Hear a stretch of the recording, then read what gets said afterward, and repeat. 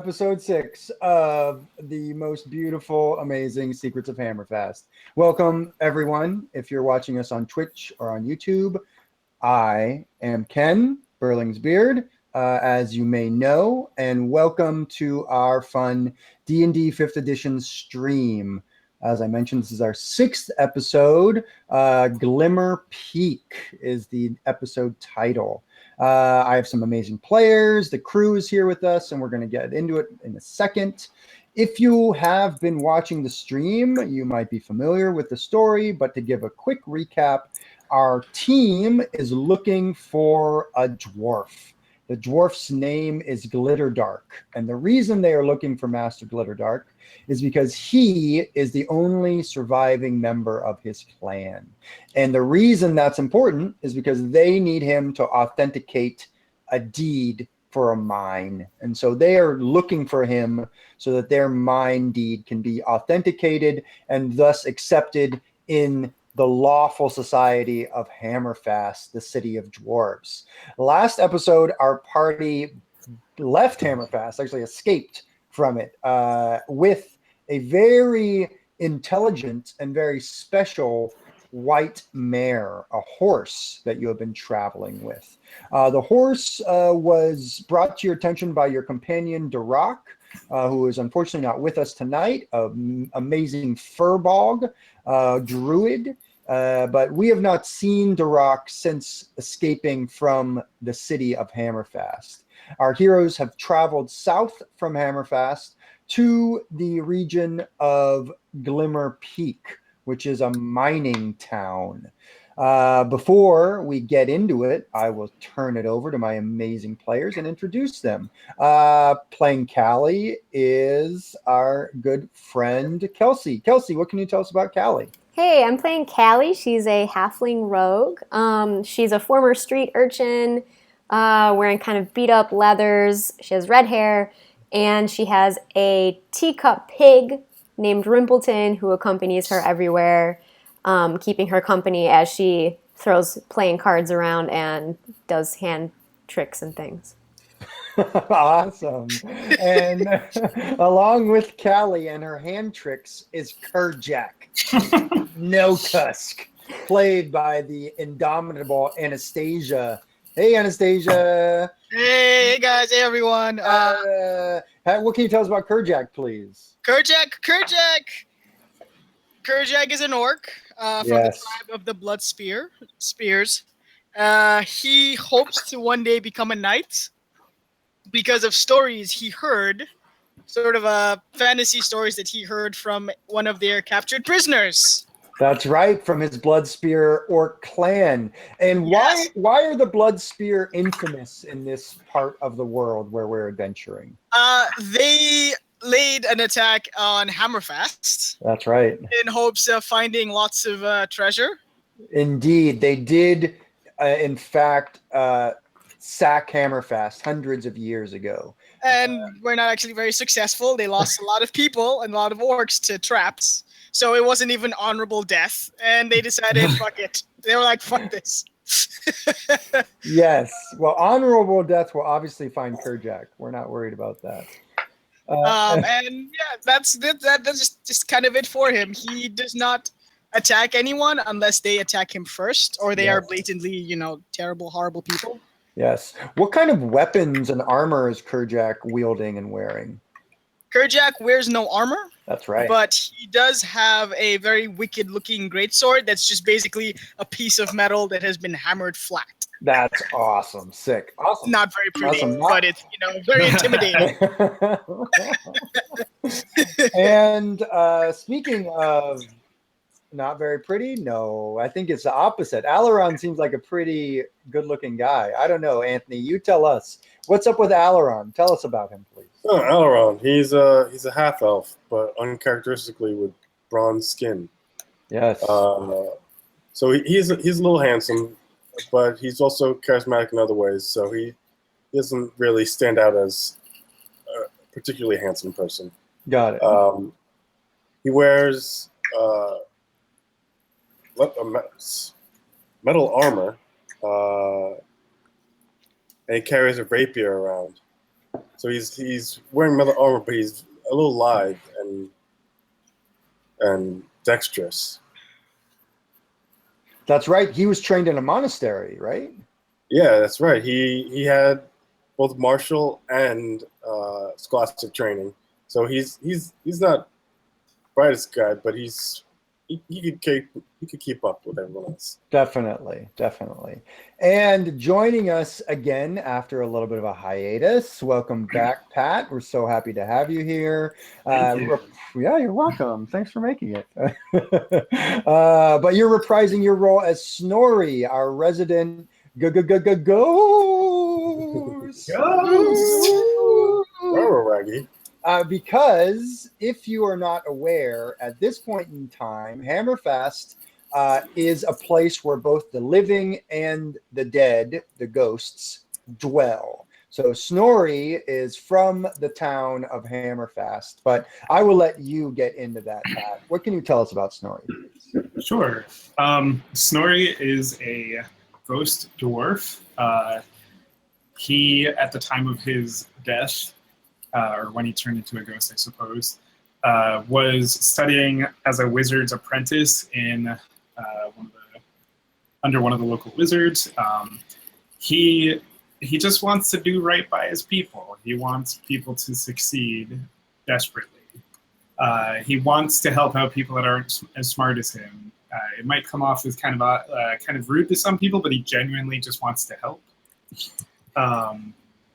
He's always interested in where the beauty in the world lies. I'm sure he's very interested in how he turned into a ghost and what that actually means. And I think probably my favorite part of Snorri is he can't keep a secret to save his life or anybody else's.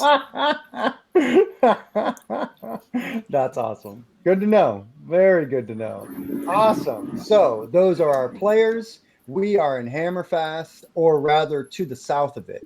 And at this point, I'm actually going to change the map for all of you. So get ready for that. We are now looking at the regional map. I hope you're all seeing it very clearly. Feel free to zoom in however you like. You can probably see that Hammerfast is at sort of the sort of near the top, not exactly the top, but sort of near it.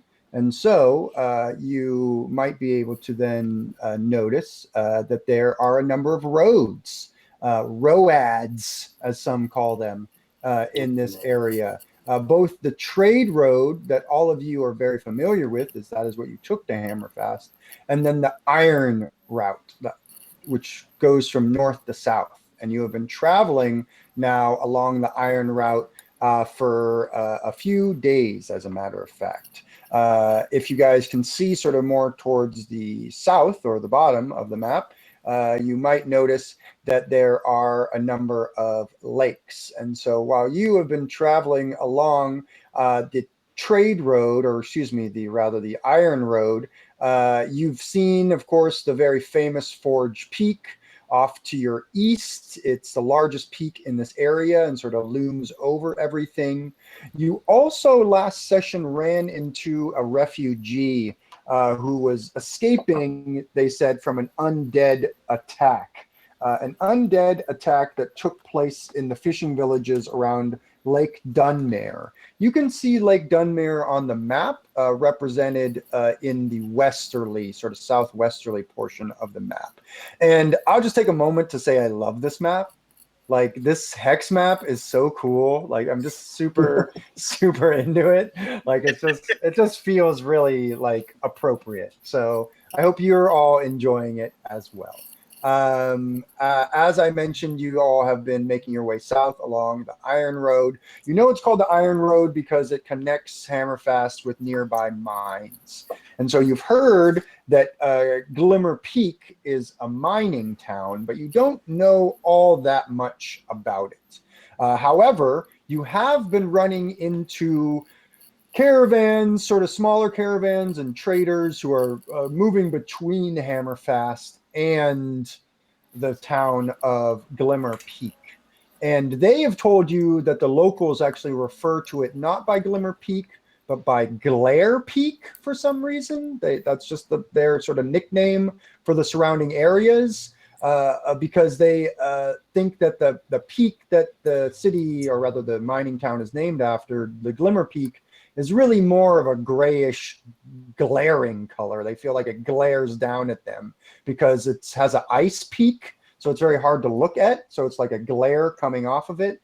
So that's sort of a colloquial term. They're interchangeable. Glimmer Peak, Glare Peak, they mean the same thing. Makes sense. Yep. At this point, I would like Alaron and Kerjak and Callie to either make a persuasion check or a history check. It's up to you. This is really what you've been gaining from the travelers that you've been running into along the road. And once you make the roll, we'll figure out what you found out. Lemon. A lemon, A lemon. for Callie. Wow! You have to figure High out what a rolling. lemon does. I have had an idea about what a lemon does, but I don't want to say it on the air. But we'll just say that there are some plans about lemons in the future. Fair. We'll say that much. My How gosh, about 13. 13 for Kerjak, and for Alaron, 4. a 4. Snorri, I would also like you to make a history check, please. Sure. Alaron, you haven't met many people who are amenable to dwarf or to half elves. They're all dwarves that you've been running into, and even though you speak Dwarven and you are very polite, it seems like these gruff dwarves don't particularly want to speak with you. Oddly enough, they seem much more interested in speaking with Kerjak. Kerjak seems to be someone that they're way more interested in speaking with and talking with about stories and different things. They are fascinated that Kerjak is from the Blood Spear orc tribe, and you all, though, are able to find some things out from them. Specifically, Alaron, you're able to find out that there are orcs in this area besides the rumors of the Blood Spear. The Blood Spear aren't in this area anymore. It seems a new orc tribe has sort of taken the mantle of raiding and sort of the dangerous type. And they're called the Weeping Skull. So you guys all sort of hear about the Weeping Skull. Callie, as you're able to talk with the dwarves and the merchants, you also hear about a goblin tribe called the Spider Maw, as well as these half giants called the Thunder Tribes that apparently are in the Forge Peak area, though they range all around this area apparently. You all hear all that as well, Kerjak. But Kerjak, you also hear a little bit more about Glare Peak or Glimmer Peak. You get told really that the mine is a prison. It's a prison mine. It's not just like happy miners working the day there. It's actually more of a penal colony. So the miners are actually indentured basically. They're there to work for their however long they're supposed to be in jail. And you hear that there are goblins in that jail, orcs in that jail, dwarves, halflings, humans, even maybe some elves, possibly. There are people definitely working that mine. But the dwarves of Glimmer Peak are sort of the wardens of the prison mine. And so they're the ones who sort of control it, as it were. And that's sort of what you guys hear. Snorri, what'd you get on your history check? Got a 22. You motherfucker. Yeah. He's a dwarf. What do you expect? He is. He reads a lot of books. He's an awesome dwarf. Books, learning. So you, obviously, your history is out of date. You don't know a lot about the current sort of state of things. But 100 years ago, or even more, hundreds of years ago, rather, when you were alive and living in Hammerfast, before it was sacked by the Blood Spear orcs, you learned a little bit about the outpost of Glimmer Peak. The thing that is most important that rings in your mind is that there apparently is some sort of magical thing going on with the nearby lake, the Glimmer Lake.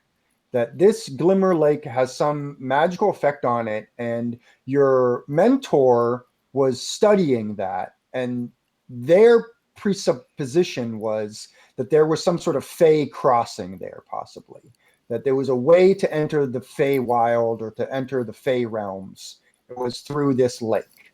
That being the case, shit comes out as well. Shit comes out from the Feywild here, apparently. So that's a thing that might exist, possibly, maybe. That being said, Callie, Kerjak, and Alaron, none of you have heard anything like that. You have not heard anything about this lake other than it is beautifully clear. It is amazingly serene and just a freshwater lake. It's actually something that they pride themselves on, and that they sort of named the town after, the Glimmer Peak, the Glimmer Lake. It sort of goes together. So they call it the Glare Peak and the Glimmer Lake. Again, these are more regional colloquial terms. So the three of you have Alaron and Kerjak and Callie have now arrived outside basically the gates of Glimmer Peak, the town. You can see that it is built into sort of the lower tiers of the Glare Peak itself. And the stone walls that sort of surround it are carved out of the mountain. You can definitely tell that there's an entry gate, which is very wide. The time of day is probably around noon.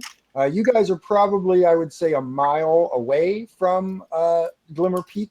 So you're able to get a really sort of good view of everything.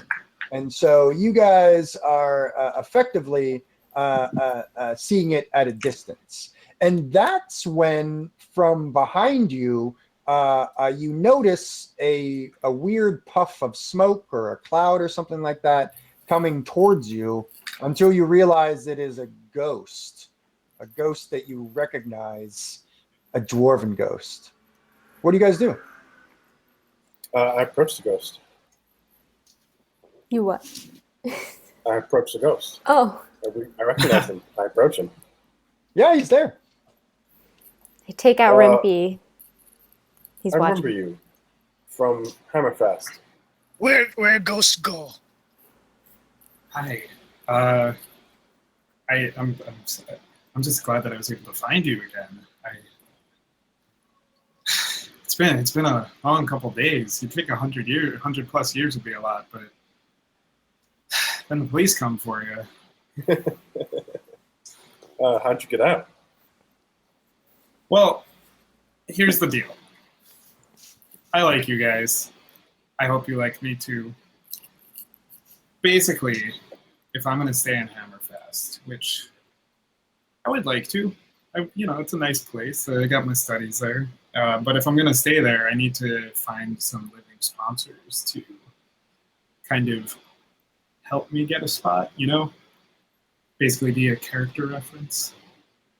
So you get a place to essentially haunt? So I can haunt? I mean, I'm very new to this ghosting thing. I don't know. I guess I can haunt. But I mean, Ghosts need permission to hunt? It's like apparently wolves they need sponsors. permission to hunt. Make no sense. Well, what can we do for you?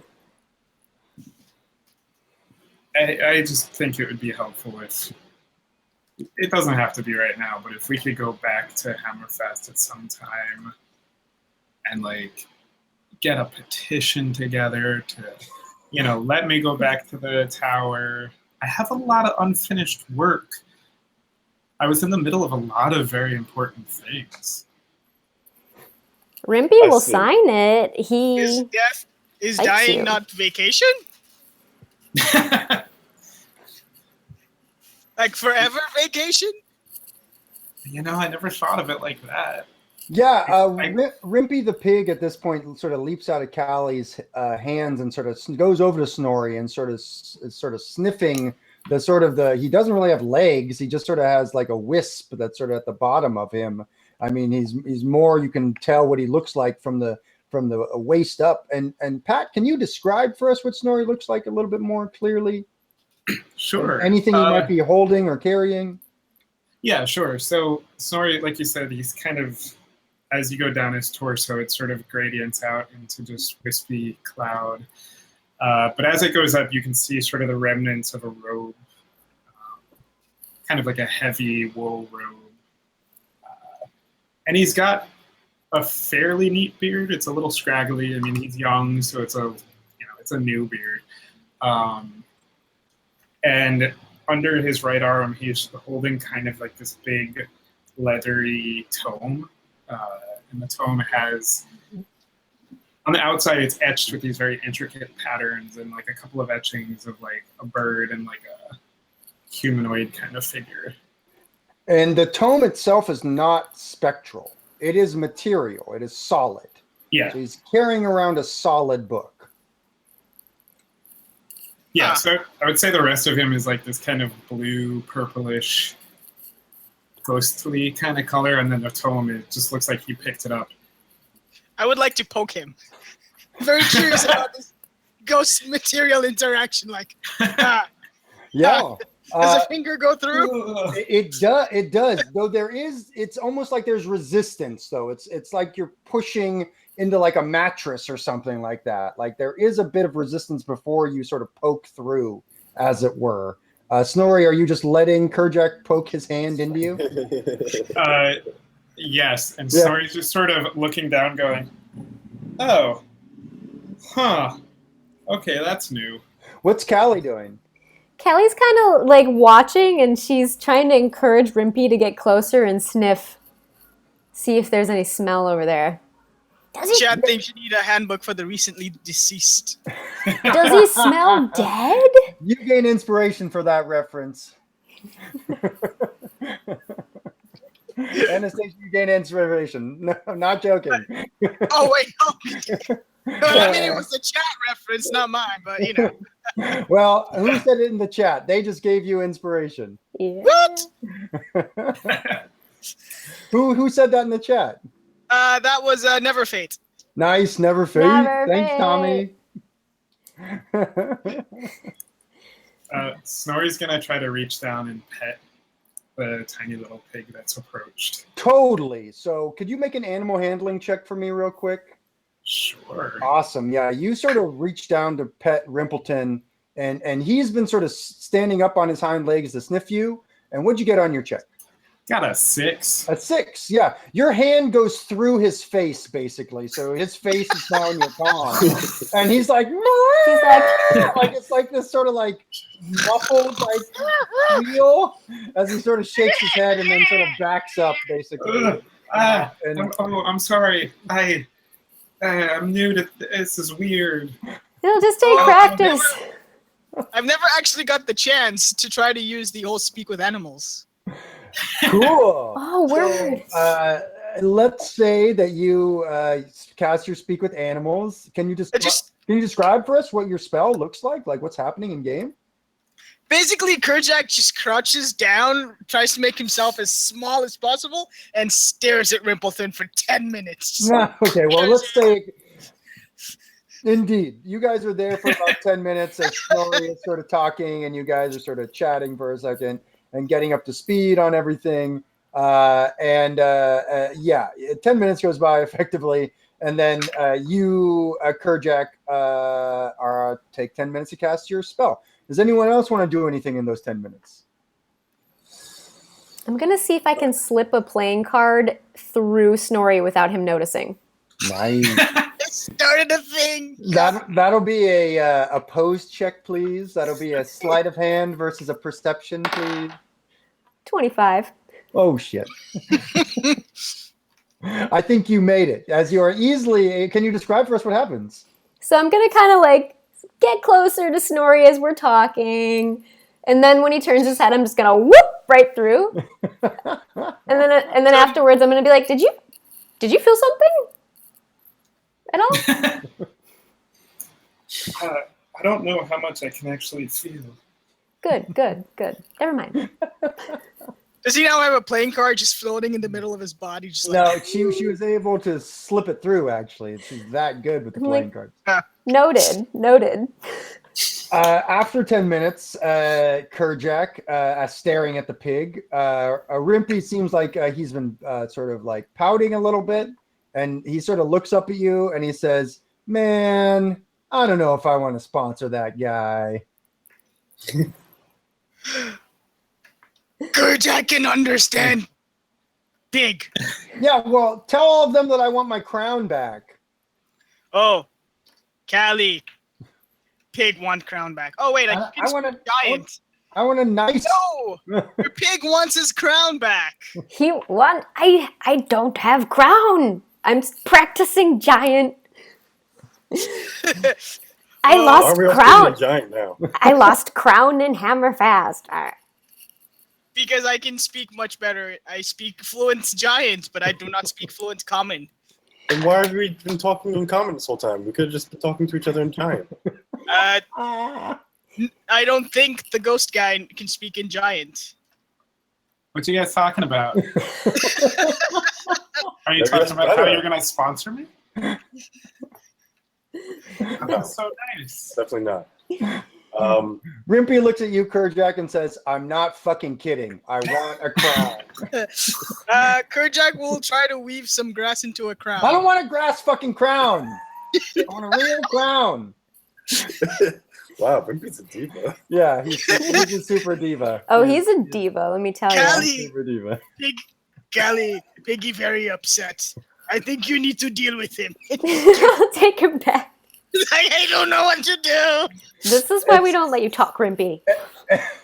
And he sort of goes off and he's in a huff. He's like, "Meh," as he sort of turns away from you. But it seems like he's forgot about Snorri completely. Like he's just not. Snorri's not even a part of the equation anymore. This whole crown thing is sort of taken over.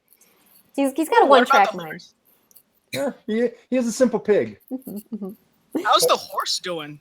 Great question. So the mayor has been with you, and the mayor has been a constant point of sort of anxiety because the mayor draws a lot of attention. That being said, the idea of a mayor of this type with someone like Alaron, an elf, seems to jive with people. So you sort of been passing it off that this is your traveling companion and just sort of leaving it a little to their imagination about what that might mean exactly. The mayor themselves hasn't really communicated anything more to you. They seem to be very happy to simply be traveling with you. They are not, it's not like they're like particularly indicating that you should ride them or something like that. In fact, they seem not to be very much into that idea. So they sort of do their own thing for the most part. They've just been content to sort of travel along with you. And so, yep, that's sort of what's been going on. Our party. Yes, you do. You have a horse in your party. That's correct. And a teacup pig. So, hey, Yeah. welcome to Secrets of Hammerfast, everybody. We have Team a mobile Giants. barn. Yeah. This party rules, in case you didn't realize that. The four of you, plus your animal companions, as the case may be, now stand before the mining town of Glimmer Peak. You definitely see the entry gates, as I mentioned, about a mile away. It looks like beyond the actual walls, it looks like, think of Glimmer Peak as basically a big oval, and then another oval on top of it that's much smaller. The smaller oval is basically higher up in elevation. That is where the prison mine is. And then the larger oval is below it and is the walls basically enclosing the village. However, over the top of the walls, you see very clearly what looks to be an ancient stone tower. It does not look to be made by dwarfs. In fact, its make is sort of unknowable, unfathomable. Snorri, this is the thing that your history check also gives you, is that this tower has been here for hundreds of years. It was long before your people even created Hammerfast. It's sort of not really known what it is about or what's going on with it, save that there's nothing particularly remarkable about it except it's still here. So you guys are getting the sense, especially since there's this laundry hanging out the windows, that it's been turned into some sort of like dwelling tower or something like that. It looks like the main place where people probably live in this village, in this town, or have their dwellings. Other than that, you can't really see what other buildings are inside the village beyond the walls, but you can definitely see the mine and see sort of smoke sort of coming out sort of over it. And then the Glare Peak itself is sort of glowering over the top of the mine. And as you guys look up, the sun glints off of it. It's about noontime, and sort of glaze gets in your eyes, and you wish you maybe had sunglasses or something like that, as it sort of is painful to look directly at. Cool. What do you guys want to do? I'm looking Or if I have some directly sunglasses. at the mountain.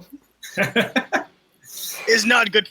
It's not good for your eye. I can hold it for 3 seconds. Kerjak is gonna put his like giant like palm, probably the size of Callie's head, and just like put it on her face. Stop.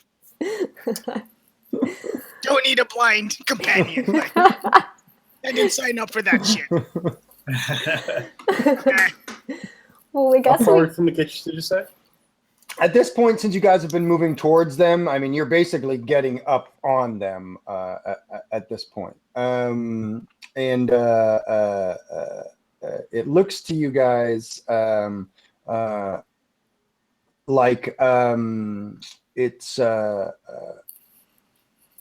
the gates are open. And it looks to you like there are two guards outside the gates. They're both very rotund, though they are different sizes. One is obviously a medium size, and the other is a small size. They're both rotund, though. They both have big beards. But as you guys get closer, you can definitely tell that they are guards. They sort of have the same sort of gear as the Hammerfast guards, though not as nice. They don't seem to have any spears. They just have shields. Or excuse me, they just have shields and like warhammers or something like that, or axes. One of them is obviously a dwarf, and one of them actually looks like maybe a baby dwarf or something like that, or a kid dwarf, until you get closer and you realize it's actually a halfling that is in the armor here. And so a halfling and a dwarf are sort of stationed outside the entry gates to Glimmer Peak. You can see that they are obviously watching you guys, but they haven't really hailed you or anything like that. It seems like they're just sort of hanging out. They're not really at attention. They sort of look like that there are some stools there, and they've sort of gotten up off their stools as you guys have gotten a little bit closer. And they don't have their weapons out. They don't have their shields on. Their shields are sort of leaning against the gates. They do have armor and helms on, though the halfling's helm is a little too big, and so it's sort of slipping over his face, and it's sort of tough for him to see out of it. So he sort of keeps pushing it up, basically. And as you guys sort of arrive, the dwarf says, "Hail and well met." Hail. Hail. How do you do this day? I am Alaron. These are my companions, Kerjak, Callie, and Snorri. They definitely are looking at all of you, but their eyes definitely linger on the ghost for a second as they look back at you and look at each other. And then the dwarf says, "You have come from Hammerfast?" Yes, you're correct. Yes. Well, what is your business in Glimmer Peak? We're looking for Belgian Youngbeard. Youngbeard? Youngbeard is not here. The judge is in Hammerfast last week. Oh, I'm sorry. Glimmer. We're looking for what's his name? Glimmer Dark? Glimmer Dark. Glitter Dark. Glitter Dark. Glitter Dark. Oh, the master of the lore guild. That's Master our Glitter Dark, guy. the sage. Well, Is that one? everyone should make an insight check real quick. A lemon. A lemon again. Yeah. 15. 15. Really sure. 8. 10. 10. You all beat his 5. He definitely seems like he's very uncomfortable answering that question, and so he's sort of trying to avoid it. He does not answer the question, as he sort of says to you instead, maybe you should speak with Coal Striker. He's the librarian or bartender. I can't ever really tell. What is his name? Coal Striker. Thank you. Yeah, his bar is just inside the gates on the left, past the dwelling tower. Thank you. You'll see the sign. Can I cast friends on him? 100% you can. What is the save for your friends? And can you please describe for us what your magic looks like as you're doing this? There doesn't appear Lemons to be a everywhere. save. I think it just happens. I think you might be right. Go ahead and just describe for us what your magic looks like. Sure. So Snorri's gonna sort of like creep his way up through the crowd, and then just reach up and go to give him a hug. All right. As you move towards him, he's like, "What? What's going? Oh, It's okay. oh, yes." And I sort of like pat the back of his head. And yeah, he says, "Oh, my friend, yes. Oh, it's a good It to just see seems you." like good to see you too. It just seems like you've had a long day. I imagine it's very hot out here. I don't know. I can't. It is noon, and we haven't had our midday ale yet. That's for sure. Oh, that's unfortunate. Isn't What time? it? Yeah. And so with this Glitter Dark, is he your boss, or is he just like? He says, "Oh, no. We report to the warden, of course, the master warden. But Glitter Dark arrived a few days ago. He I guess, wished to investigate what had been happening at the Lover's Cave, missing people, you know." Oh yeah, it's so terrible that that's been happening. And as you guys are talking, the halfling who's to the left of you, basically, is sort of like, "What the fuck?" It's just sort of like, Not the only one. Not the only one. What the fuck is happening right now? I'm gonna like lean into him and be like, "No, they go way back. You didn't know about Way back. this? You should make a deception check, please, Callie. Can I?" And I'm talking to this guy in halfling. Yes. Go ahead and have advantage on your check.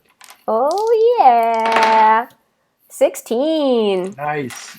He nods and he says, "Well, that's weird. I didn't know that he was so old. He looks like a pretty young dwarf, you know." They look so old or young when they're old. It's just, I don't know. They're weird. Oh, it's like that reverse thing where they look younger the older they get? Yeah. That's weird. I don't get the big people, but you and me, we just look old like regular old people when we're old. That's it. Yeah, you're well, if I get old, I hope I do. Me too. Pat him on the back. He nods at that. Cool. Yeah, so the dwarf is definitely talking with you guys. Kerjack, what are you doing? Just kind of waiting, just very confused. Callie's going off in halfling. Dwarves are going off in dwarvish. It's like, okay. So just sort of hanging out. Can you make a perception check for me, please? Absolutely. Ooh, that is an 18. Nice roll. Cool. So you definitely can tell that it looks like there aren't many people walking the streets ahead. It actually looks like the village is pretty empty. You do see through the gates, it looks like directly ahead, it looks like a large sort of warehouse, maybe a provisioner or something like that. And you can see even further on beyond that, basically on the other side of the town from where you are, it looks like there's a large prison gate that is definitely closed and then has a large ramp that leads up to the higher elevation where the prison and the mine actually are. So that's sort of what you're seeing. Alaron, anything you want to do? Yeah, I want to address the horse. Yeah, totally. What do you say? Do you want to come to town and find like a stable, or do you want to stay out here? The horse nods. And then gives you the side eye. So you'll come with us into the town. Trying to get rid of me, fam? Yeah, right. The horse stomps once. Okay. Awesome. Cool. Yeah. And so effectively you get the sense, Snorri, that you've probably gotten as much as you can out of this dwarf. He basically tells you that Glitter Dark was here because of these missing miners, apparently, or these missing people that are in the Lover's Cave that have been missing there. And the cave itself is near the prison gate entrance, is what you're told. Okay. After that, you guys basically are able to go in through the gates. They let you in without any other questions. The horse goes in with you as well, the white mare. And you guys can now see, it looks like there are a number of different sort of larger buildings here. There's obviously the dwelling tower, which dominates most of the space inside the walls, but arrayed around it are a number of other buildings. Specifically, you can tell the warehouse of the provisioner. It looks like that there is a sort of a squat building, a square building that's sort of on risers. It's like stairs go up to the entryway, and outside of it is a large sign that has a big pickaxe that's striking a piece of coal. The pickaxe on the sign is striking a piece of coal, and there's like sparks coming off of that piece of coal outside of this place.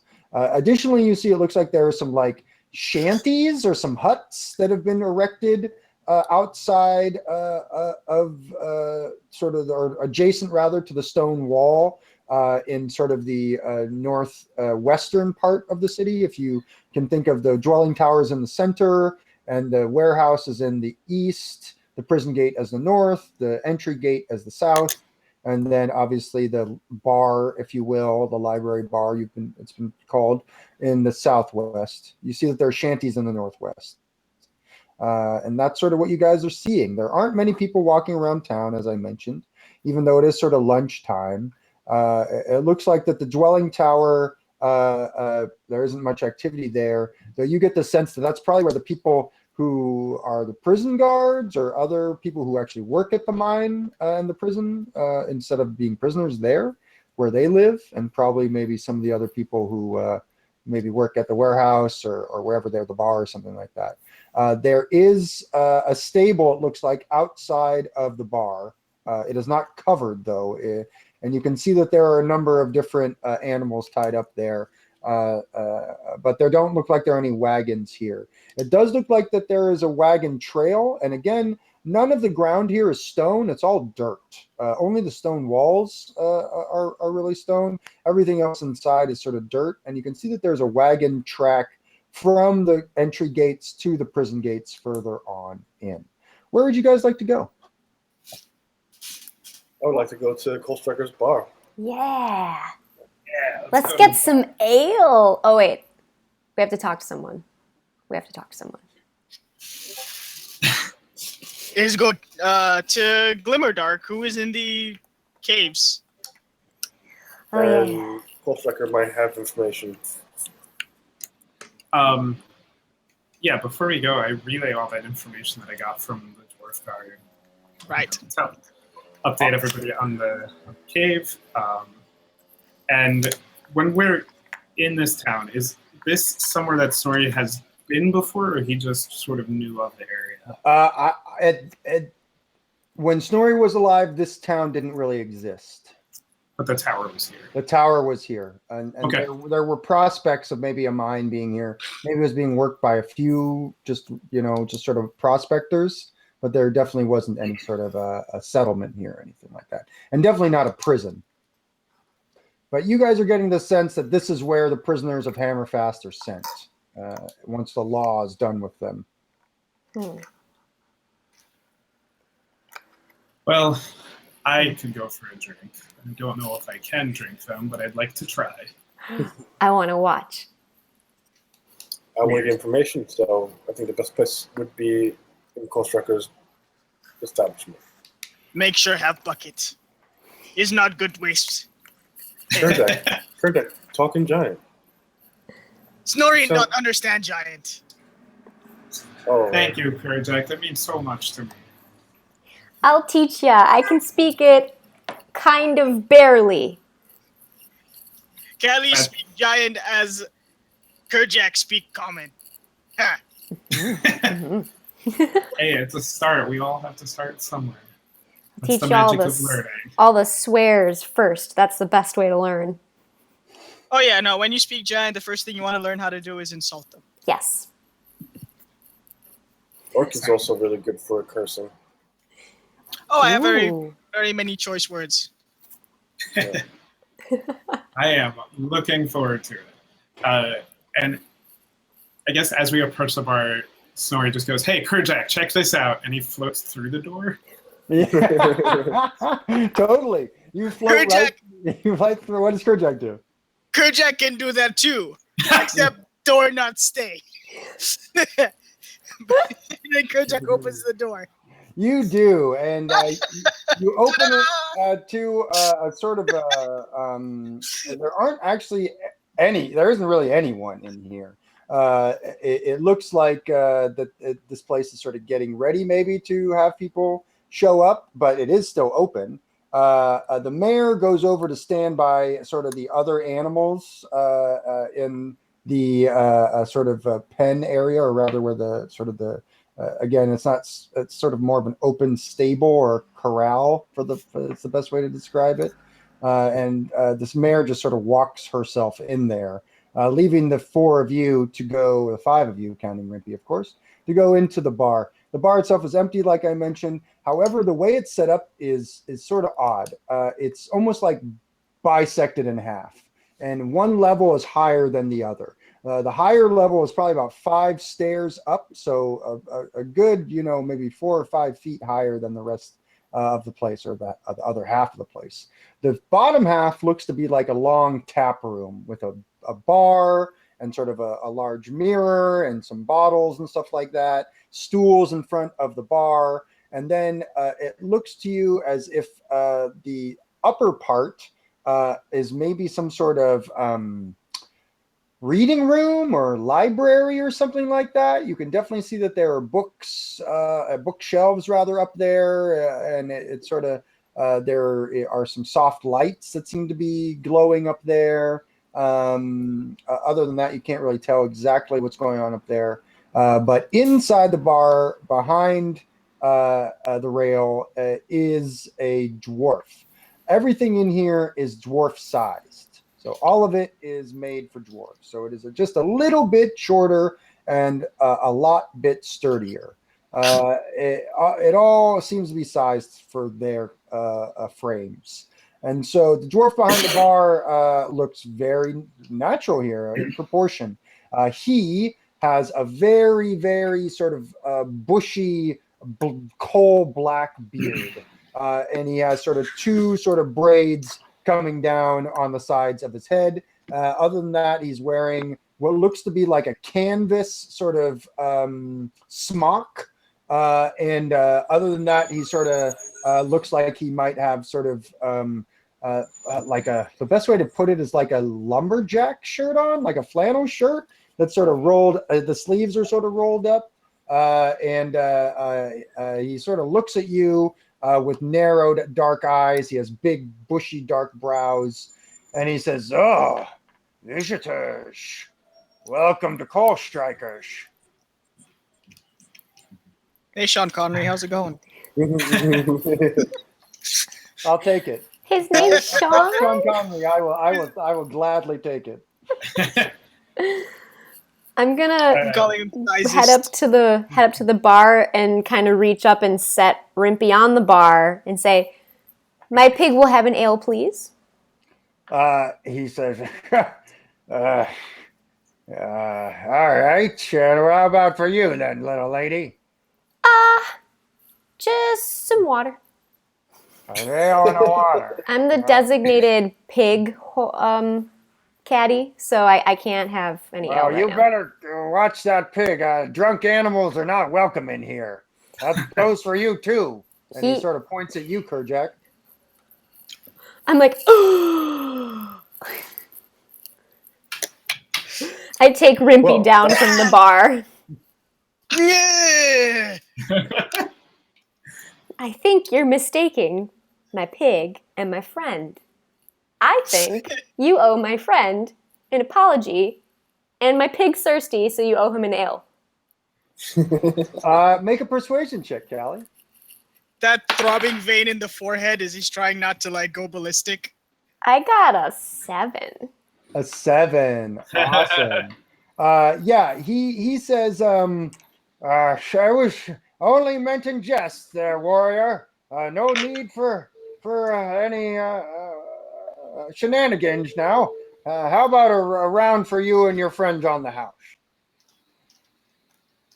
Kerjak And- goes, ha! And then sits down. The most unamused ha. Indeed. As he serves an ale to Rimpy and a water to Callie. Kerjak, what are you ordering? Oh, ale, definitely You ale. definitely get an ale. And Alaron, how about you? I'll do a nice noon ale as well. Yes, a noon ale. There it is. And Snorri? Snorri was actually upstairs, so he's gonna float through the ceiling down Yes, and indeed. go, I'll have an ale. Can you I'm drink? sorry if I make a mess. He says, "Oh, denizen of Hammerfast. We don't have your kind around here that often. What brings you here, Ancient One?" Ancient, really? I just made these friends, and they're all very lovely people, and I can't really be in Hammerfast right now, so I thought I'd do some sightseeing. Oh, well, yeah. You came to maybe to the wrong place. Not a lot to see here. The Glare Peak is a eyesore, and the mine is not very pleasant. And unfortunately, some of our townsfolk have been disappearing in the Lover's Cave. That's what we were hearing. And Were I you- wouldn't. Did you speak to Glitterdark? Glitterdark? Who told you that? Well, Just an assumption. we need him to notify something, and we've been led on a chase to find him here. Well, how about this? You find out what's going on in that cave, and I'll tell you where Glitterdark is. Okay, I guess that's what we'll have to do. I don't have a problem with that. Sounds fun. Sounds romantic. Yes, honestly, that's where the young lovers usually meet. There's not much to do around here, but ever since the disappearances, it's just been everyone's been pretty depressed. Yeah, I could see how that would put it. More so than Yes. the normal living in a prison town depression. Pretty low. Well then, let's try to figure this out for you. What do you have any clues? Well, only the young folks have disappeared, but they're the only ones who go there. No. Were there any survivors?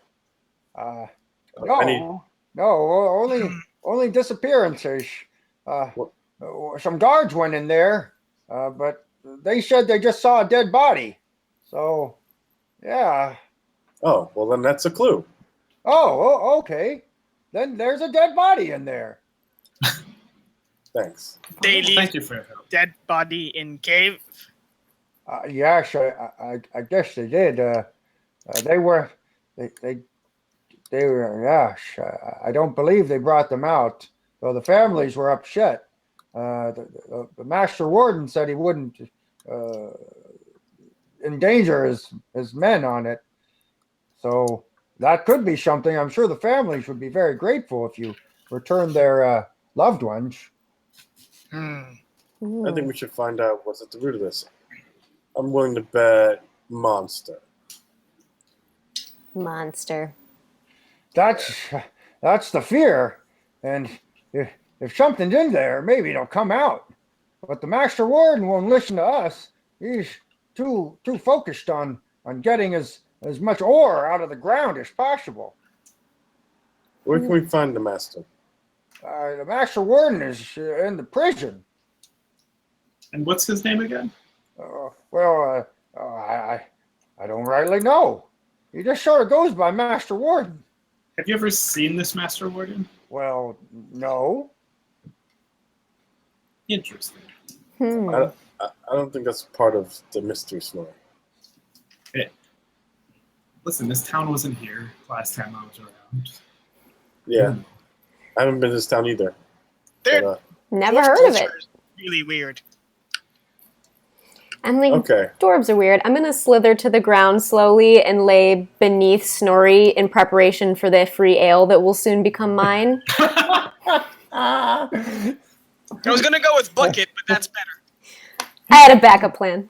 Indeed. As Rimpy plunges his head into the mug of ale, and Kerjak and Alaron and Snorri lift their ale, and cheers one another. Everyone takes a drink.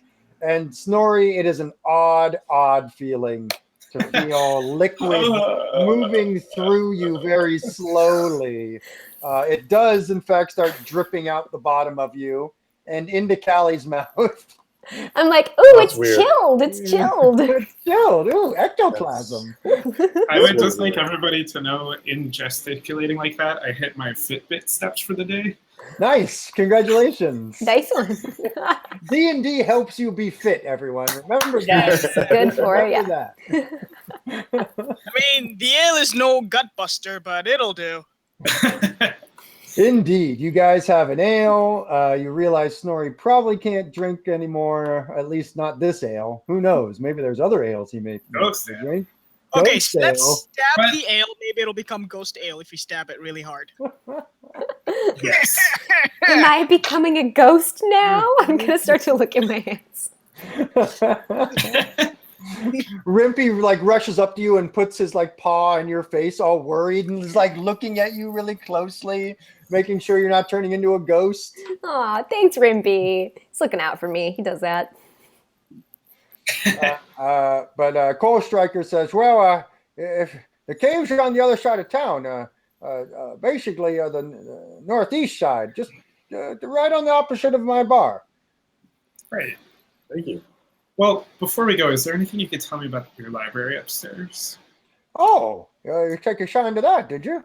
Well, it just so happens that I'm in part of the Lore Guild. I'm the representative of the Lore Guild here, as a matter of fact. I love lore so much. So do I, honored one. Miss, what is your name, if I might? Oh, hello. I am Snorri, and Snorri sticks out his hand for a handshake. He sort of goes to take your hand, like just unconsciously, and then sort of stops and instead bows and says, "I'm Thayer Coalstriker. It's very nice to meet you. Thank you for honoring my establishment." Oh, thank you for having us. Kerjak not know what lore is, but Kerjak likes story. Well, if you like stories, Kerjak, we have many tales there. How about this? If you're able to bring those poor folks there next to their kin back, you could take a book from my library. Kerjak not know how to read. Oh, Well, we'll read to you. Okay.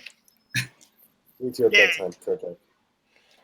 uh, Well then, if no one else has any objections, I would like to go immediately to the mine, guys. Sure. To the cave? I want to go to the Yeah. mines too. The cave, yeah, the lovers. Not very eager to meet this warden who has not been met. Yeah, he sounds like a jerk. It sounds like make believe, you know. Snorri's gonna float through the door. Bye, it was very nice to meet you. Bye. That's really cool, actually. I wish I could do that. It's so neat. When did you, Snorri, when did you, like, become a ghost?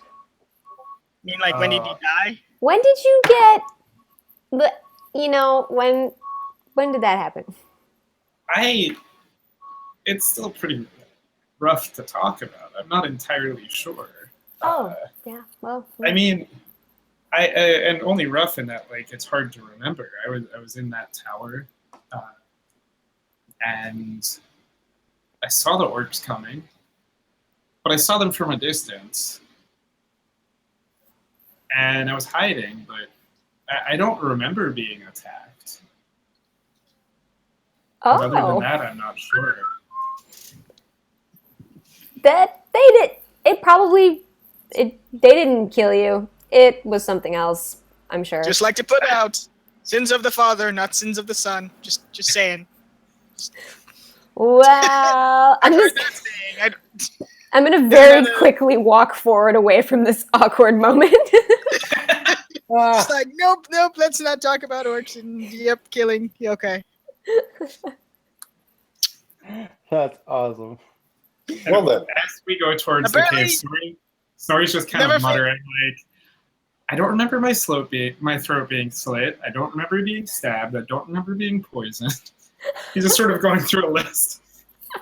Never Fate says you just can't ask someone why they're a ghost. Apparently, if you're Callie, you can. That's personal shit, man. Super personal. No boundaries. Welcome to adventuring. Ain't no such thing as boundaries. No taboo. Woo. Taboo. Taboo. You get an inspiration for that, Pat. For that one. I won. Put it in my pocket. All right, so I guess we're going to the Lover's Cave. Let's head. Indeed. Let's do it. You guys sort of been walking there as you've been having this discussion. You've gone around the dwelling tower, the sort of ancient tower. As you're moving around it, you realize it's sort of hexagonally shaped. So it's very sheer up and down the sides, even though it looks like that there are multiple windows all around it on each floor. There are 6 floors as far as you can tell. One on top of the other is smaller than the one before it. So it sort of stacks up on top of each other. So the top floor is the sort of the smallest, as it were. It reminds you, Alaron, Kerjak, for some reason, maybe as a watchtower per se, possibly, maybe. Snorri, to you, it could easily be a wizard's tower, perhaps. And Callie, to you, it's massive. This looks like a fortress castle. Like this thing could, you get the sense that, you could fit your entire family times 5 in here. Maybe even times 10, 15, 20, possibly. So it's a big tower. And you definitely see that it is not dwarven sized. It actually seems to be just a little bit larger, not large sized per se, but definitely sort of grandiose for medium sized. That being said, you guys sort of move your way past there and past the prison gate. You can see that it looks like there are a number of more sort of heavily armed dwarven guards outside the prison gate. But to sort of the right of the prison gate, sort of underneath the sort of the plateau where the prison is, sort of almost like there's an overhang. Underneath this overhang seems to be a sort of a dark, shadowy place. And in that dark, shadowy place, that is where you're directed, where the cave entrance is to the Lover's Cave. You guys can see that it looks like the entryway is about 20 feet wide and probably about 12 feet tall. So it is wider than it is tall. It's sort of like looking almost like a yawning mouth to some degree. And you can definitely say that it is dark inside. It smells to you very sort of cool, but it does not smell wet at all. It smells very dry. Additionally, you don't hear anything coming from there. And those of you with dark vision can see that your dark vision obviously goes in about 60 feet. Remember, your dark vision is black and white. It's like chiaroscuro. So the sort of the shadows are that much deeper with dark vision. Remember, with dark vision, you're only seeing in dim light. So creatures can hide in dim light.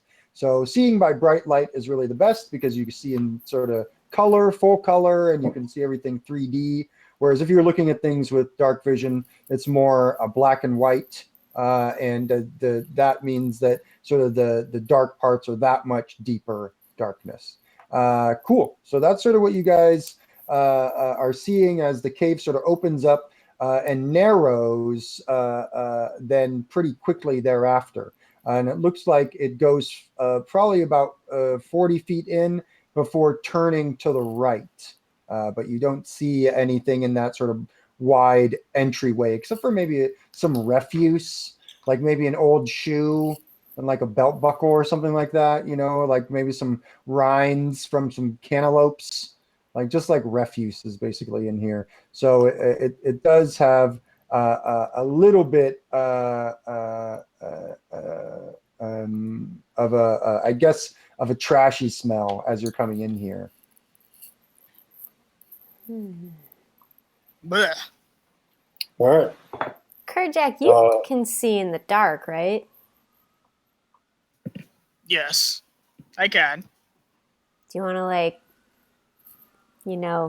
maybe kind of peek in there and tell us what you see? Okay. I'm gonna Kerjack goes creep strolling in. behind Kerjack. I'm gonna step in tandem with Kerjack. Cool. So Kerjack and Alaron seem to be going in first without any lights. And it seems as if Callie is sort of sneaking in behind them. Callie, you do not have dark vision, so you will be blind the further you go in once you sort of leave the light of the noon sun behind you. Since it is noonish time, around that time, the front entry to this cave is pretty brightly lit, and that bright light shines into the cave probably about 20 feet, and then dim light sort of goes another 20 feet. And then it's sort of that sort of turn happens, as it were, and it gets very dark. So that's sort of what you guys are seeing as you're moving in. Snorri, what are you doing? I think Snorri's gonna follow them in. Yeah. And try to sort of get ahead. Yes. And use his ghostly powers. I would like to try a thing. Okay. Can I attempt to enter the ethereal plane and sort of sneak ahead even further and see what I can find? Totally. So you basically, can you describe what's happening at this point? So I'd like to sort of float in behind them. I sort of imagine his figure to give off a shimmer of light, and Yes. in order to like conceal himself more, I think Snorri is just thinking about, oh, I don't want to be seen. Oh, I don't want to be seen. I don't want. And as he passes Kerjack and Callie, he just. Yeah, totally. It's a very disconcerting feeling, Kerjack and Callie, as sort of this. It's almost like the hairs on your neck go up. You don't feel anything too physical as Snorri moves through your bodies in the ethereal plane, but it does feel very weird for a second, like the hairs on your neck go up. And you guys sort of look around and realize that Snorri is no longer with you. Alaron, you are very intent on going ahead, and so you don't really get this feeling. Kerjack, Callie, anything you guys want to do? Callie, you're more than welcome to ride on my shoulder if you're. I'm not as big as our friend, but. I've been hoping you would say so. So I'm going to jump up on Kerjack's shoulder. Totally. I'm probably going to put my cloak over my hand, and I'm going to get ready to conjure a really tiny little prestidigitation light in case I need it. It'll be about the size of a candle flame, so it'll provide dim light within about 5-foot radius of you. Right. That sounds great as you get ready to sort of do that. Alaron, you sort of have taken the physical lead, but Snorri, you've gone ahead of everyone else in the ethereal plane. I think the chat is really right when they're talking about Frodo vision.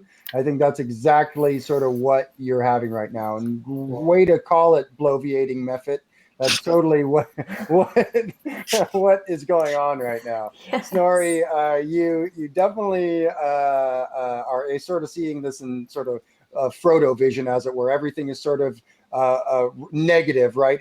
All the light and dark is reversed. You're sort of seeing things ethereally as you sort of move around the corner. I assume you definitely see what looks to be a body on the ground ahead. It looks like the body of a dwarven teenager, probably a male. Could you make a perception check for me, please? How can you tell what a dwarven teenager looks like? They all look the same. Just has big sideburns, no beard. Yeah.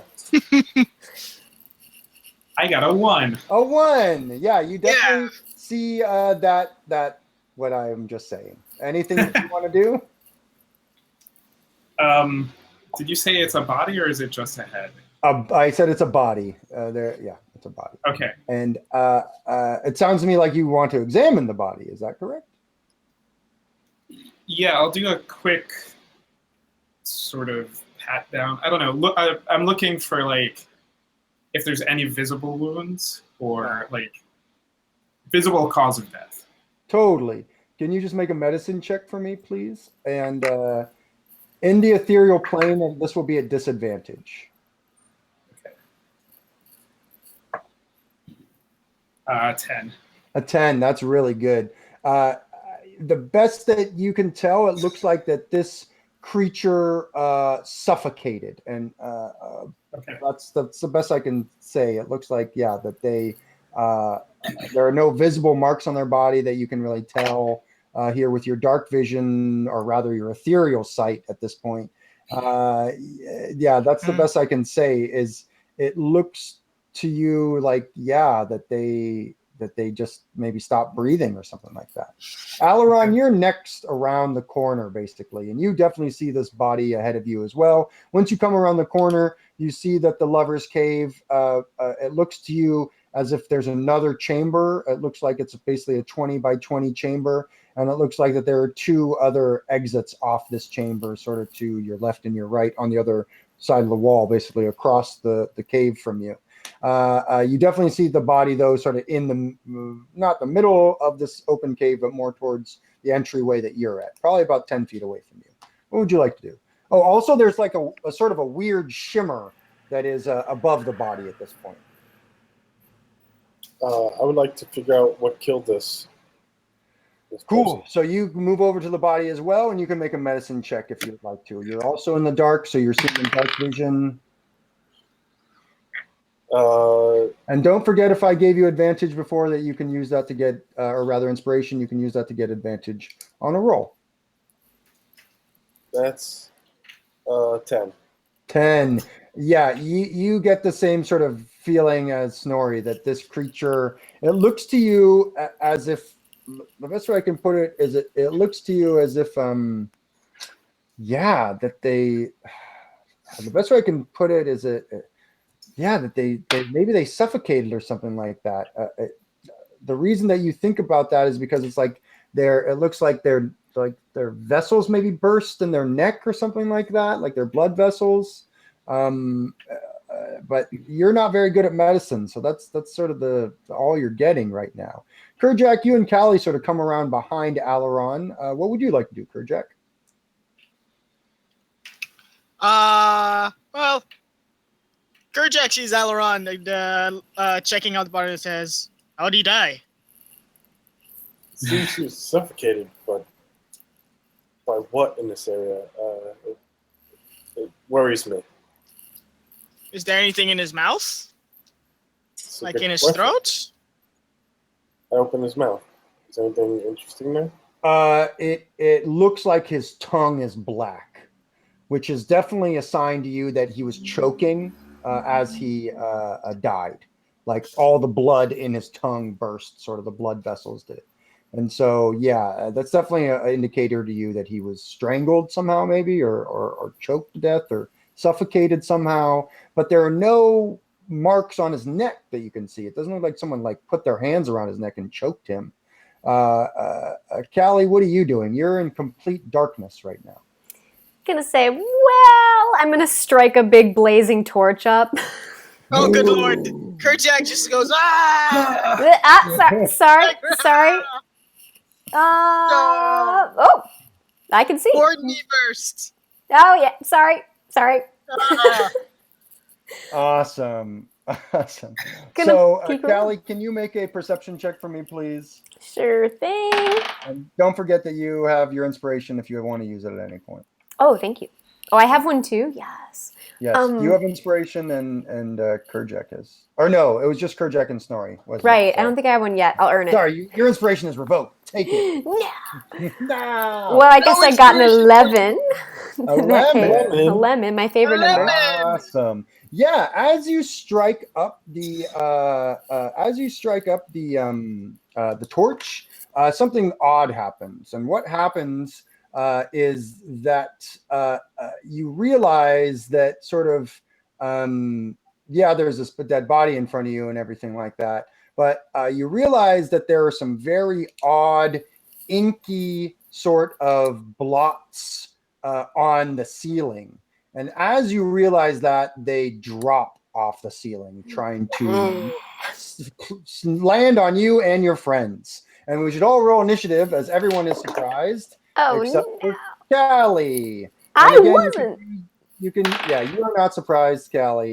I would like to say Yes. I'm not surprised that we're being attacked by enemies. Okay. This is why I was like, is there anything slimy in his throat, maybe? Good But I didn't want to be that question. obvious. Good question. I was like, I didn't want to be that obvious. Oh, no. Never Fate says always check the ceiling. Always check the ceiling. We in the were theater. too late. Well, I got a 16. Maybe I can have a chance. Cool. Yeah, 16 is pretty good. Awesome. So, Callie, you got the 16. Very nice. And how about for you, Kerjack? 15. 15. And for you, Alaron? 12. 12. And for Snorri? Snorri got a 7. Nice. Okay. So the surprise round goes first, which means that Callie and the creatures get to act. Callie, you do have initiative. What would you like to do? I'm gonna, jump back about 10 feet with my bonus action. Oh, I guess my move action. And whip out good old playing card. I was saving the executioner for someone. Ooh. Throw it. Totally. Awesome. So as you're throwing it and you're looking at these creatures a little bit more clearly and closely, you can definitely tell that they are small humanoids. They actually look like, they almost remind you of like mutated halflings or something like that. They have heads, arms, legs, torsos, but it looks like that they had curled themselves up almost like they don't have a skeleton or something like that. Like they were in these crevices, like in the ceiling. And now they've sort of oozed out and now popped out and sort of like are splaying their sort of limbs wide as they're coming down. And as they're coming down, you can see their faces are just this sort of twisted gnash of teeth and sort of dark eyes, glowing sort of, they're not even glowing. They're just sort of matte dark eyes. You can also see that their limbs are like whips, like they look really elasticy. And then their hands and their legs, or rather their feet, are all like multiple digits. It almost looks like the suckers of some sort of like a squid or something like that. Like that's what it looks like sort of on their hands, are these sort of spiny suckers. And so then they're dropping down. There's 4 of them, and they're dropping down on top of your companions and you right now. What would you like to do? Well, I will throw that card at the one that lands closest to, I guess, Kerjack, because I was standing by Kerjack. So you get the sense that they're trying to land on top of you guys, not just next to you. Like they're trying to land on top of you. So you're throwing your card at the one about to land on Kerjack, is that right? Yes. Go ahead and make your attack, please. Oh, 26. Is that a crit? No, I got a 19. Natural 19. 19. 19 is amazing. 26 is definitely a success. So close. How much damage you do? You unfortunately will not be doing sneak attack damage. Alas. You do not have advantage, or none of your allies are next to this creature yet. But I did deal 9 slashing damage. 9 slashing damages. Very good. Yeah. Your executioner card slices through the creature's torso and it goes, nah! Like that. Like it sort of gives this really weird squealing howl. And you get the sense that it actually chitters at you in some weird language that you don't understand.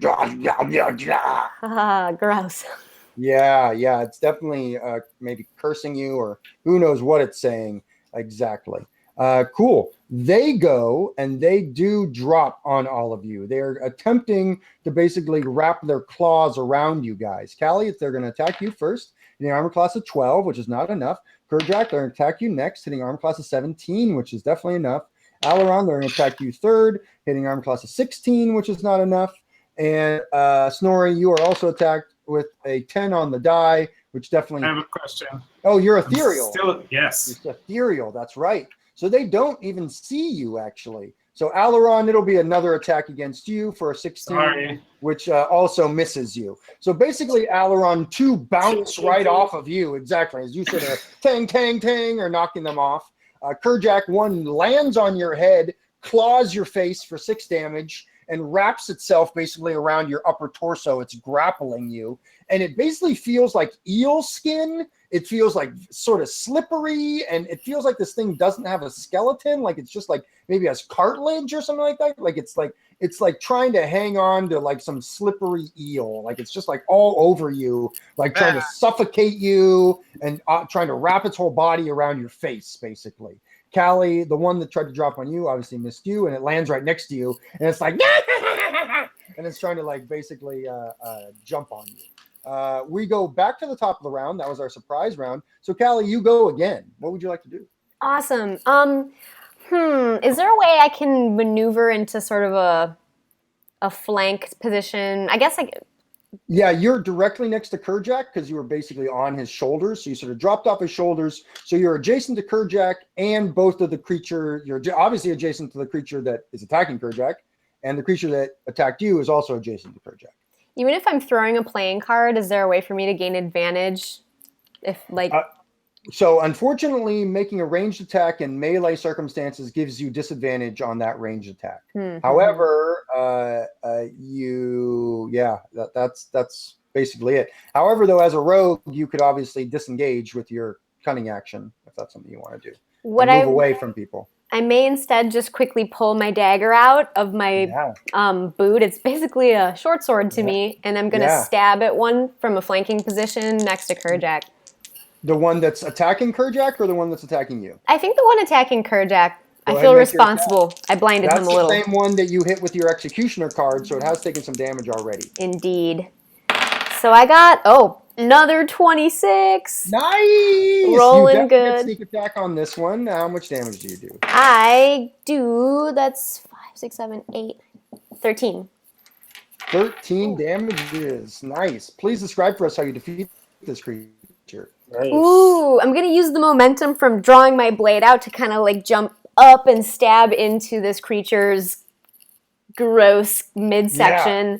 And it sort of doesn't go rigid when it dies. It almost like deflates on top of you, Kerjak.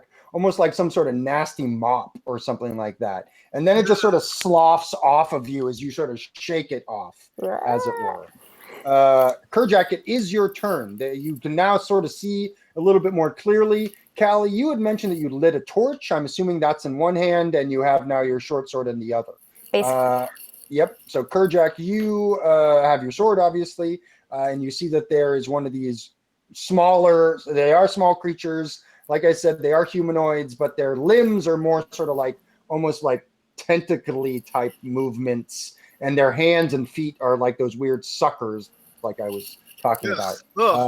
And there's one in front of Callie. There are two in front of Alaron, right near the dead body of the male dwarf. And as you guys are getting closer to this dwarf, you obviously the stench of death is hangs heavy in the air, and you're realizing that it looks like that these creatures have been eating this young dwarf slowly. As you sort of flipped him over, you see the back of him has just been gnawed into, like the backs of his legs and his buttocks and his back. It's like they're just been eating him from the back, basically, and then flipped him over, probably to use him as bait, maybe even, so to get more food. So they're smart. Possibly. Who knows? Yes, they seem like they had a strategy here, that's for sure. Alaron, it is your turn. Or rather, excuse me, Kerjak, it's your turn. What would you like to do? Kerjak very much has all confidence that Alaron can handle himself, so he's going to smack the one in front of Callie and make sure she's, out of line of fire before going to engage the other two. Awesome. Go ahead and make your attack. That is a 12 on the die, so a grand total of 17. Success. How much damage for Kerjak?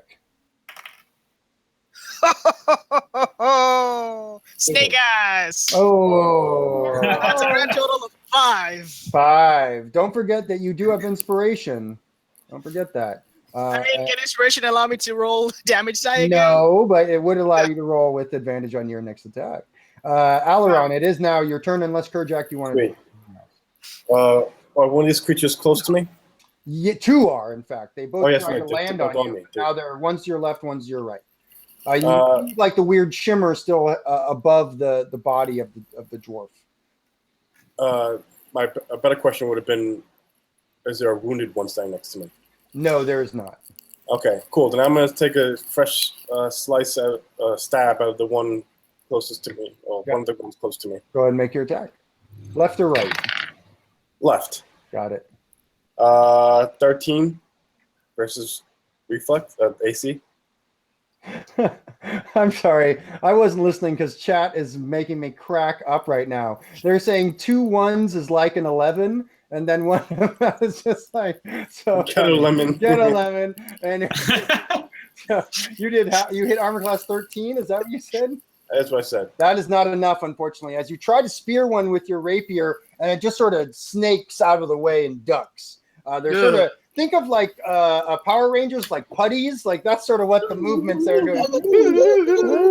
Yeah. Going like that right now. Anyways, it is their turn.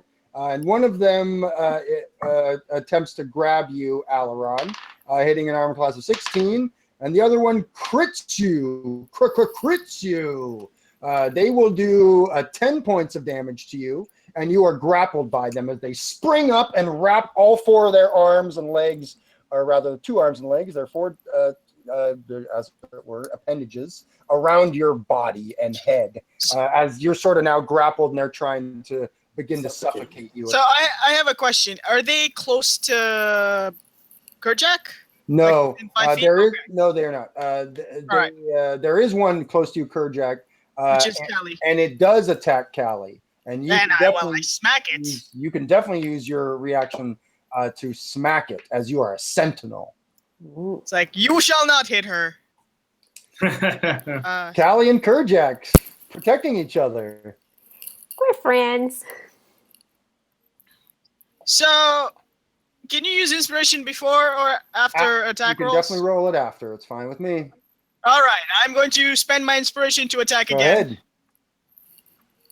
Okay, so that is a 20. Totally total. a success. Awesome. Let's see if I get a ghetto lemon again. No, I do not. It's a 6, 7, 8. That's 9 damage total. Awesome. You bloody the creature as you basically hack into it, and you almost cut like it in diagonal, but it sort of like squeals and pulls itself away because it almost like its legs sort of collapse out, like it does the splits really easily, and sort of gets out from underneath this huge just mountain of metal that you've pounded, shoved, and cleaved into it with. And it sort of squeals in pain as black Icarus blood sort of spurts everywhere, and it spins away as it does, in fact, get to attack Callie, hitting an armor class of 24 and doing 6 damage to you, Callie, as it wraps itself around your body, basically spinning away and plowing into you, almost like a football player plowing their sort of shoulder into someone. So it's sort of like just sort of like a battering rams into you and grabs you around the midsection. That were the 3 of them that were alive. So after them, it is Snorri's turn. Snorri, what would you like to do?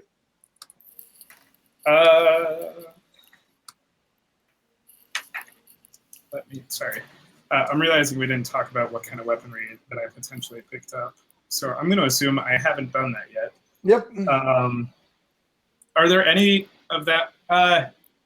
Actually, no, you know what I'm going to do? I have a small knife that I picked up when I picked up my tome. Yes. And I'm going to float through the ghost, or through the creature that I just saw attack Callie. And as I float through, I'm going to take out that small knife and return to the material plane as the knife is like passing through its neck. Oh, nice. Yeah, go ahead and make your attack. That's sick. That's a 2. Yay! Well, it looks really. Oh, I'm gonna use my inspiration. Yeah, there you go, buddy. Use your inspiration. Now you're thinking. Natural 20. Yeah. Well done. Please roll your damage twice. Roll 2d4 and then add your dexterity or strength modifier on top of that. Well done. 7 damage. 7 in total. We like it. Please describe for us how you defeat this creature. Yeah. Yeah, Snorri sort of had been like inspecting the body, and he sees them all attacking everybody, and is just like freaking out because he's like, I just want people to calm down. And then he sees the one jump and attack Callie, and he goes, no, these are my friends. And he just sort of unsheaths the knife, and he's not even really sure what he's doing, but as he does that, he returns to the material plane. So it's sort of just knife. Indeed. And it cuts his neck, and I feel like the head just sort of goes, bloop, and yeah, it sort of bonk, sort of bounces on the ground as the creature just, it's almost like some sort of sea anemone or something like that, just deflating as this creature does not have bones. Like it just almost turns into almost like just this puddle, almost like it does have a form, a humanoid form to it, but it just collapses. Awesome. We go back to Callie. Callie, there are two creatures left. Both of them are fighting Alaron. They're between Alaron and the body. You and Kerjack and Snorri are behind Alaron. Well, so I guess Callie's gonna try to move it enough of an angle that she can whip a playing card at one that's engaged with Alaron. Definitely. Go ahead and make your attack. In fact, one of them is wrapped around Alaron's head, if I'm not mistaken. I'll aim for that one. Pretty good aim. We have the dungeon flying at that one. Ooh, the dungeon flying at that one. Got you're using what? 23. Ooh, nice roll. And I was going to say, I love that you're using the Taroka deck for your cards tonight. That's awesome. I picked him up in the city from this like mysterious lady with like cool jewelry and stuff. I believe it. I believe mysterious women hand out decks of cards all the time. Oh yeah, totally. It's perfectly normal. Totally Welcome normal. to New York.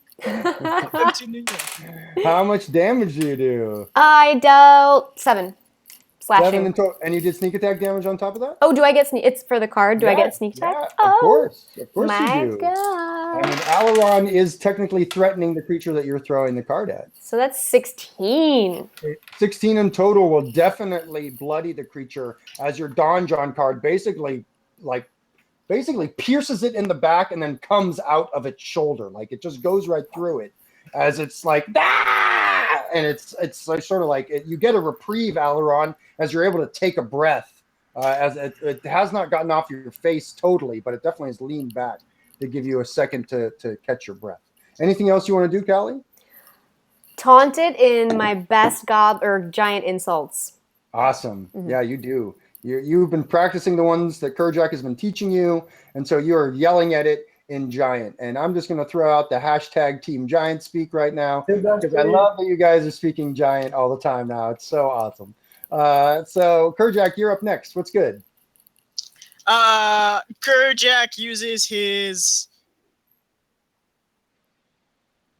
charges basically towards the one that's not grappling Alaron right now. Got it. Go ahead and make your attack. A great sword at Alaron's face does not seem like a good idea. I totally hear what you're saying. Gonna attack aggressively, basically recklessly. Yep. Why the hell not? Why not? That was probably not worth it. 14? 14 is their armor class exactly. So well done. That is a success. How much damage do you do? Ooh, that's 6, 9, and another 3 is 12 points of damage. Nicely done. You also bloody this creature as you hack into this one, and it sort of sweeps away from you in pain and rage as it's going, nah! And it's obviously cursing you in some language. What languages do you speak, Snorri? Common, Dwarvish, Elvish, Orcish. Thank you. Yeah, you don't understand. Speak Orc? I don't know that, so.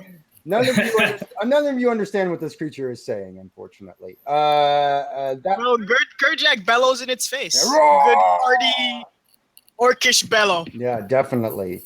Alaron, it's your turn. You are grappled by this creature. I will attempt to throw him off of me if I can. Go ahead and make your athletics or acrobatics check to get. I will make an acrobatics check. Cool. It's really slippery, like a eel, like a mix between a cat and an eel. It's just like so hard to try and get a grasp of this thing. I got a 20. That is definitely good enough as you throw it to the ground, basically, as you throw it off of you. Anything else you want to do on your turn? Is that my standard? I believe that's a move action. Isn't that right, Anastasia? Usually when you are grappled and escaping grapples, most of them are actions to Yeah. Then it is an action to escape. Yeah. Yeah. Then I'm going to take a deep breath. Cool. Yeah, you do. Whew. Anything else you want to do? You're good? Engage with them. I am good. Okay, cool. It is their turn. The one in front of you attacks you, Kerjak, hitting an armor class of 24 and does 6 points of damage to you, and you are grappled by it. The other one, Alaron, attempts to grapple you again, or rather hit you, but bounces right off you as you sort of smack it back down on the ground. And I also smack it for good measure. You do make an attack as you use your reaction. That is another 19. Success, and how much damage do you do? Ooh, 8. Please describe. 11. 11? Please describe. 11! Basically, just rather than using... Kerjak is seeing the way they move, and rather than actually using the blade side of his sword, he kind of turns it to the flat side and just smack and squashes it. Yeah, you totally squash it. Yeah, it sort of splatters. Just everywhere. There's splatters everywhere. You are still grappled, though, at this point by the one on top of you. Totally fine. And it is your turn, Snorri. What would you like to do? Great. So, how many are left? Sorry, there's just one. Just one. Oh, okay. I feel like that entire time Snorri's been looking at his dagger, just like, whoa. Kind of like whoa, but also a little upset that he killed something. Yeah. But not upset enough to wonder what these things are made out of. So he's gonna try to go up to the one that's grappling Kerjak and just sort of poke it, go ahead and, just to see. Yeah, see what they're made out of. Go ahead and make your attack. To see what they're made out of. That is a 7. 7's no good, unfortunately. But what you do then hear is the twang of a crossbow. And a bolt appears from one of the caves that was on the other side of the cave that you saw. That bolt goes into the creature, and it sort of goes limp and slides off of you. Yeah, go ahead. Sorry, go ahead, finish. Coming from out of that cave, you all see in the torchlight a dwarf. This dwarf seems to have some sort of repeating crossbow, it looks like, that has like a magazine of sort of bolts in it. He's holding it in his hand as he's sort of coming out. You can see that he has a very short brownish beard and sort of longer brown hair that's tied into a ponytail that goes back. He's wearing what looks to you guys like maybe hide armor made out of lizard skin, like a gray lizard skin or something like that. He is dressed and arrayed like some sort of ranger or traveler. You can also see he has a pair of battle axes on his back as well, sort of cross-strapped. It looks like the handles are coming up behind him, so he could grab them both out and sort of pull them out at the same time. And he is sort of looking at you guys. He still has the crossbow up, but as he sees all the dead bodies, he sort of lowers it and looks around at all of you and says, "Oh, I knew there was an orc up here, but you're obviously. What are you doing here? None of you are dwarves." We're investigating the disappearances that have been happening here. You're dead, though. Kerjak is just sort of staring at the arrow, at the guy, at the arrow, and then feeling his head like, yeah, exactly. I still have my head. Yeah, exactly. And he nods and he says, I've been tracking these chokers. There's a colony of them deeper in. They've been popping up all around. Some of, I'm Durgan of the Deep Cave. Who are all of you? I'm Alaron. Callie. Callie. Kerjak, no tusk. Kerjak and a ghost. You must be from Hammerfast. Oh, yes, I am. I have only heard tales of the city of Hammerfast. I am from the other side of the Vale, from the Deeping Hall, underneath the mountains. I've been tracking these chokers for weeks. Wow. Well, we found them. Yes. Glad you were able to help us. Thank you. Thank you. It seems that you have done my people a service. As he's sort of looking at the dead dwarven boy, or teenager rather. Callie's Consider gonna. the colony. He nods and he says, "Where is this place? I know we're near the surface." You're from. Oh, You're is from. Glitter. Yeah, yes, Callie. I am from the Deeping Hall. We are underground dwellers. Ooh. Sounds dark. It is quite beautiful. The fire lights and the hearths of the Deeping Hall are a boon to all that live there. Mm. To say nothing of the smithies and the forges. Sounds kind of cool.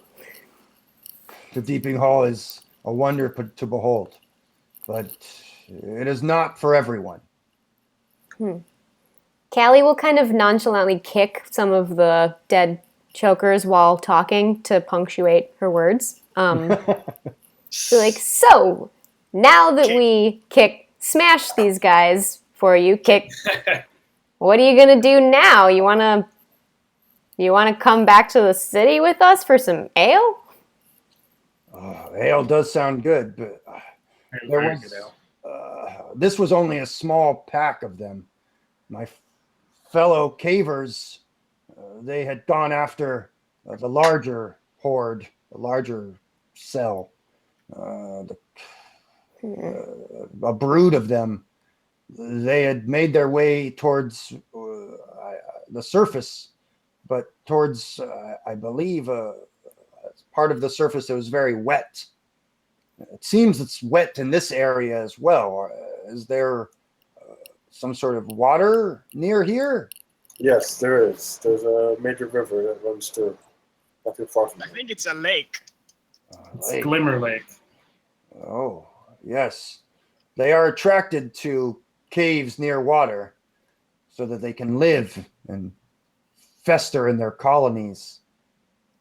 They are dangerous to those who live underground, but even more dangerous to those who do not know what they are.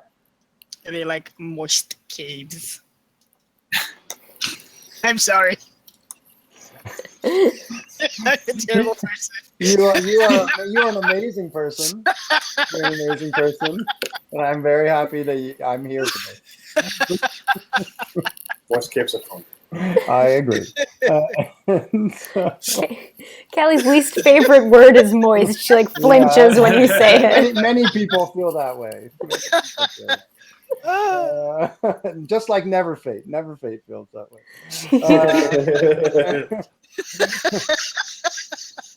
Anyways, Durgan Deep Cave is interested to get ale with you. And so you guys are able to take the body back, and you're even able to find actually some bones, it looks like, that have been picked clean of another dwarven teenager, probably the other teenager that he was here with.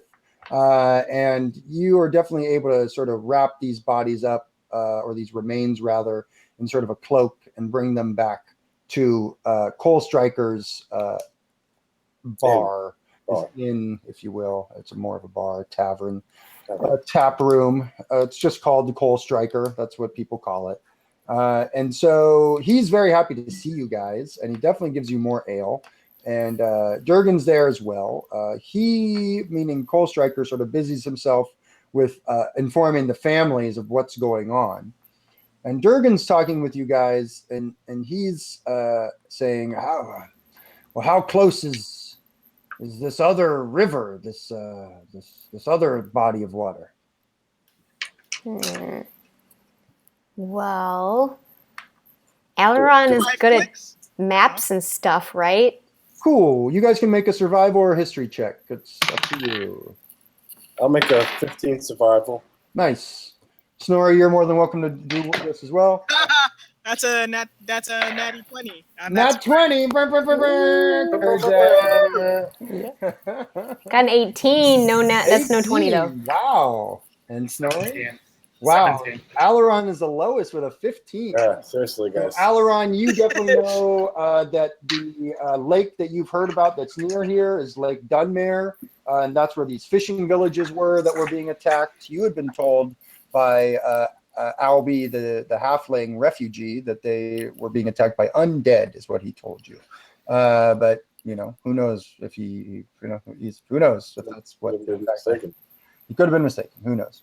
That being said, Snorri and Callie, you both are obviously aware of that information, that like Dunmere is very close to here, but you both get the sense that it's depending on which way you're going to go, it's probably only a day or two away. Kerjak, you have been told many times the stories of the Blood Spear attacks in this area, the conquest, the great conquest, as it's told amongst your people. And the areas of Lake Dunmere and the Glimmer Peak are oddly enough mentioned in those conquest epics. And so you are very sure that with a march, you can march between these two places in about a day and a half if you need to. Though in the epics, they did talk about how the dwarves moved underground to some degree. So there might be tunnels between the two underneath the mountains that might be a little bit shorter, like a day's travel or something like that. Okay. Well, I share this with the group. Cool. And Durgan sort of nods and he says, aye, there be caves underneath the mountains. But the chokers are not in the caves, not the deep caves. They're closer to the surface. I will have to make my way to Lake Dunmere, to these villages. Kerjak, sorry. Go ahead. Kerjak wonder if the undead that Albie talks about is these Chokers. goops. Okay. Joker. Huh. They're hard to tell apart, really. Kerjak very worried. Well, we were sent to look into that as well. Perhaps we should detour our current quest and see if we can help these villagers. Yeah, we should. I want to meet Glitter Dark though. We've come so far. Maybe we can just find him at least. Indeed. And with that, you guys see the sort of the lore master of this area, Call Striker, return.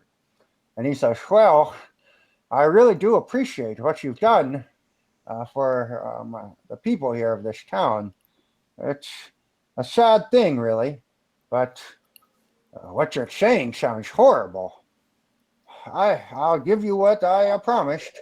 You can take a book from my library and, well, this is something that I would ask you not share. But Master Glitterdark, he's gone into the lake.